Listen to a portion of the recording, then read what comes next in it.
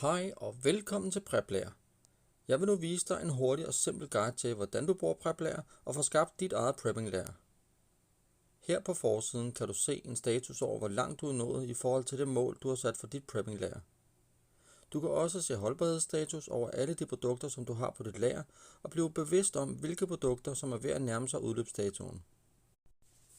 På siden med forslag kan du finde en masse forskellige opskrifter, som du kan vælge imellem og tilføje som mål til dit prepping-layer.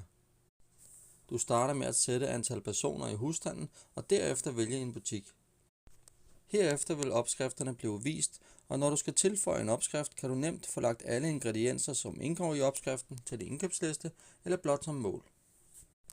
På siden med forslag kan du også finde massevis af andre produkter, som egner sig til et prepping-layer, inklusiv udstyr, som er godt at have.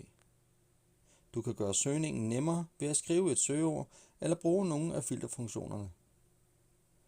Alle dine valgte opskrifter og produktmål kan du se på siden mål, hvor du også kan tilføje dem til din indkøbsliste, dit lager og naturligvis også redigere og slette dem.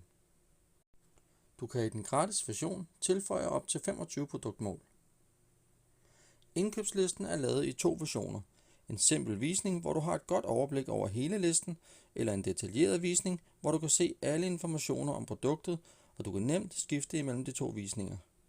Og som prikken over i'et, kan du også nemt have den med, når du handler og streger ud undervejs. Når du kommer hjem med varen og skal tilføje dem til dit lager, er det lige så nemt som det er at stille på hylden. Det eneste du skal er at klikke på den lille menu ud for varen, vælge til lager, og hvis du vil, sætte udløbsdatoen, som står på varen. Og vupti, så er varen tilføjet til dit lager. Ligesom produktmål kan du i den gratis version tilføje op til 25 varer til dit lager. Du kan hele tiden gøre skærmen større ved at klikke på ikonet oppe i venstre hjørne og dermed skabe et bedre overblik. I sidemenuen finder du et overblik over, hvad du skal gøre, hvis der opstår en krisesituation. Og her kan du også tilgå indstillinger, hvor du kan gøre PrepLayer mere personlig i forhold til dine behov. Du er i øvrigt meget velkommen til at komme med feedback, så vi hele tiden kan gøre PrepLayer til en bedre udgave. Med den gratis version af PrepLayer har du mulighed for at benytte det, vi har været igennem i denne video, plus lidt mere. Men hvis du køber et premium abonnement, som koster 50 kroner for et år, kan du oprette uendelige rækker til din indkøbsliste, din produktmål og dine lagervarer.